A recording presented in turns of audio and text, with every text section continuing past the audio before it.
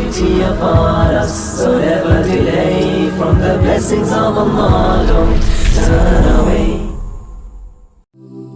Yet again the hadith is in Tirmizi. The companion of Muhammad sallallahu alaihi wasallam is sitting down, and he says that I seen Muhammad sallallahu alaihi wasallam in the masjid. He says I was looking at the face of Muhammad sallallahu alaihi wasallam.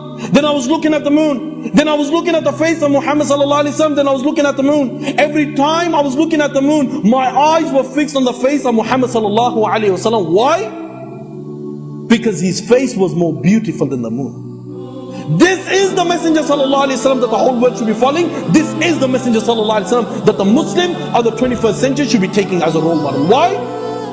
Because Adam alayhi salam was sent to one nation, Sheesh alayhi salam was sent to one nation, Nuh alayhi salam was sent to one nation, Ibrahim alayhi salam was sent to one nation, Ismail alayhi salam was sent to one nation, Ishaq alayhi salam was sent to one nation, Yaqub alayhi salam was sent to one nation, Musa alayhi salam was sent to one nation, Yusha alayhi salam was sent to one nation, Daniel alayhi salam was sent to one nation, Yunus alayhi salam was sent to one nation, Ayyub alayhi salam was sent to one nation, Dawood alayhi salam was sent to one nation, Yahya alayhi salam was sent to one nation. The Messenger sallallahu alaihi wasallam surpassed a lot of them, and he was sent to the whole of mankind. This is the Messenger sallallahu alaihi wasallam that the whole world should be following. The best of examples that ever stepped on this face of this earth was none other than Muhammad sallallahu alaihi wasallam. Why is it that the Muslims are ashamed to act upon the sunnah of Muhammad sallallahu alaihi wasallam? Why is it that the Muslims of the 21st century are ashamed to act upon the sunnah of Muhammad sallallahu alaihi wasallam? If they're not ashamed to grow dreadlocks under their armpits and between their thighs, then why are you ashamed to keep the beard? If they're not ashamed to walk half naked on the streets, then why are you ashamed properly? If they're not ashamed to commit sin in public, then why are you ashamed to pray salah? If they're not ashamed to jump in the pool naked, then why are you ashamed to do wudu? This is who you are. You are the followers of Muhammad sallallahu alaihi wasallam, and do not underestimate Allah's power. Why? Because Allah indeed has tested people before you. Allah has tested the people of the 21st century in foreign countries.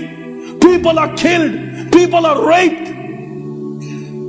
Muslim women are forced to have intercourse with their own sons. Fathers are forced to have intercourse with their own daughters.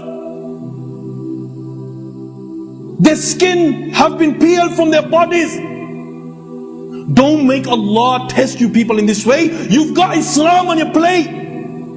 You could practice Islam. Hold firm upon the sunnah of Muhammad sallallahu alaihi wasallam. Obey Allah and obey His Messenger sallallahu alaihi wasallam.